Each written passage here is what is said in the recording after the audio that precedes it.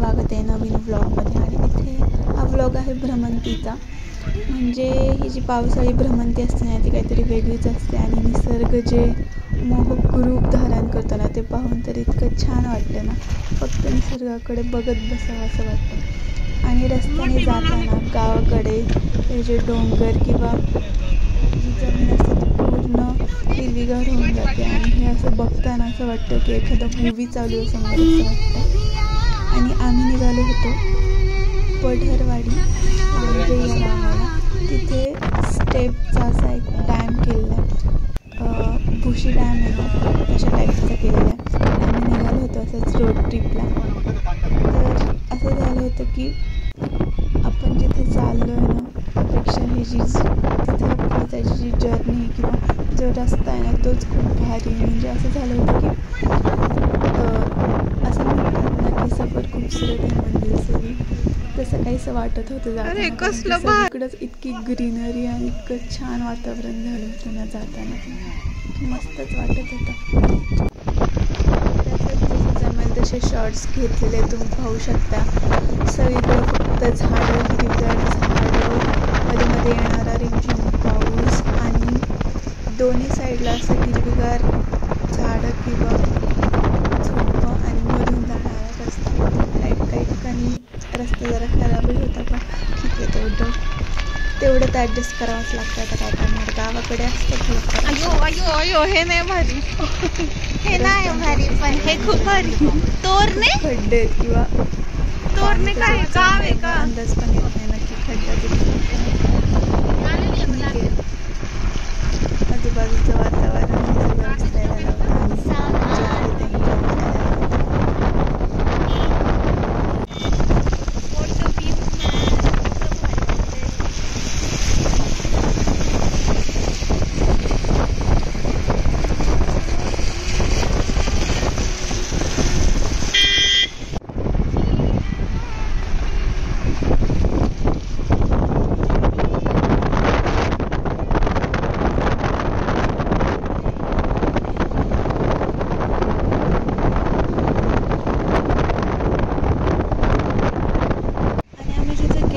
तिथे लांब लांबून लोक येतात. तसं तिथे गेल्यावर कळलं तिथल्या लोकल जे लोक असतात ना त्यांच्याकडून.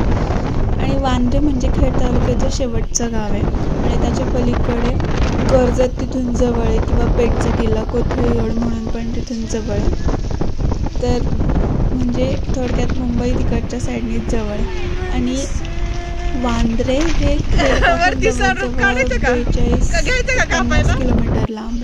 म्हणजे तालुक्यातलं शेवटचं गाव तालुक्यापासून किती लांब आहे बघा ना. आणि इकडे बाकी सोर्स असं काही नाहीच आहे म्हणजे येण्या-जाण्याचा एस टी सेवा. काही एस टी महामंडळाची जी एस टी असते ती एकमेव सोर्स असतो इकडे किंवा आपले जे स्वतःचे वाहन आहेत तीच. पण हे रस्ते खूपच छान आहेत. म्हणजे या म्हणजे अशा भागांमध्ये मस्त शांत बसून राहायला किंवा फक्त निसर्ग बघत राहायला, निसर्गाची मजा अनुभवायला किती छान वाटेल ना.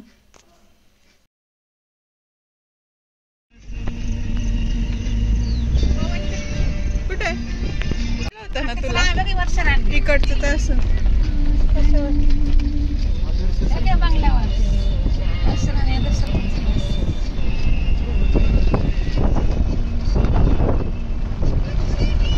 लय मोठा व्लॉग होणार आहे आता माझं.